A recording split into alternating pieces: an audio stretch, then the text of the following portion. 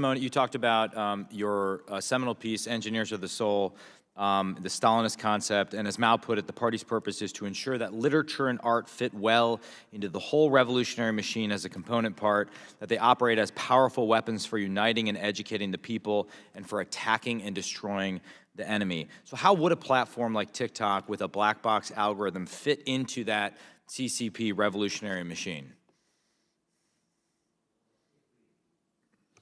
Well, we have an indication from how the party works with WeChat. So, WeChat is a very censored platform where people can be sort of deplatformed without even knowing they've been deplatformed. Very heavily censored and propaganda material is promoted all the time. I think TikTok is a more sophisticated capability where it has the ability, at least in theory, to micro-target messages to different constituencies in different parts of the world or different demographics. And it's got an algorithm which nobody has access to, but it's in China, and the Chinese state has not allowed that algorithm to be sold or taken outside the United States. It's export controlled, right? That's right. Yeah. That's right. So what we have is I'm not here to say that I've done the work to analyse, how, with any confidence, whether TikTok is distorting the information environment at the moment on any particular subject. I think that's an empirical question to ask. But it's got that capability, and by combining the capability that it has with the intent that we're talking about, particularly when you go back to some of the Politburo study sessions that Xi Jinping has hosted over the last 10 years about being able to use short videos to micro-target constituencies, I think you have the combination of capability and intent, which could be a formidable information shaping tool. Well, let's dig a little bit into some of the data that we have from the Israel-Hamas war, which I fear is providing us a real-time case study of how one could engineer the soul of young Americans. This is going to veer into some simple math, which is always dangerous for a Marine, but bear with me for 1 minute, and we're going to have some displays with this. There are roughly, here we go, twice as many monthly active users on Instagram compared to TikTok.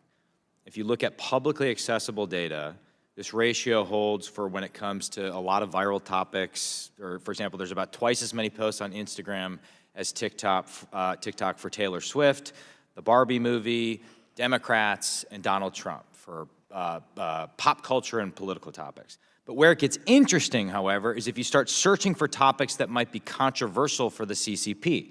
For example, there are about 5 times as many posts with the hashtag #StandWithIsrael on Instagram compared to TikTok, suggesting that for whatever reason, pro-Israel content is underrepresented on the platform.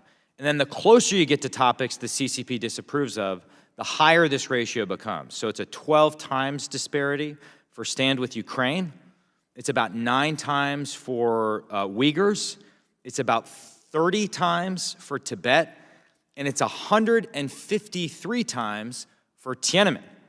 To be fair, the data do not on their own represent a smoking gun, but there's clearly a disparity in outcomes that can't be explained away. And by the way, these are the metrics and the methodology that TikTok themselves pointed us to in mid-November when they faced accusations of rampant anti-Semitism on the platform. But Mr. Garneau, could you describe how these trends might provide a window into what the CCP could do to leverage TikTok in the event of a Taiwan conflict or an American election that they may have an interest in shaping the outcome?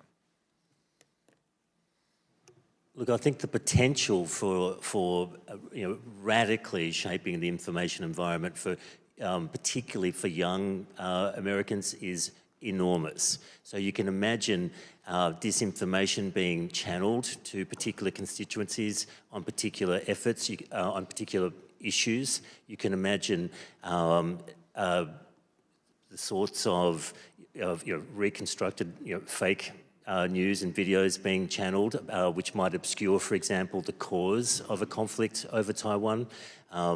So I think the ability of this platform to manipulate public opinion at crucial moments, and I think that's the key thing. It's not, I think it's interesting and important to look at what they're doing now, but it's the potential when China might decide that it really needs it. I think that's the issue for deep concern. Thank you. My time has expired. Mr. Krishnamurthy is recognized. Thank you, Mr. Chair. I'd also like to ask a couple questions about TikTok. So just to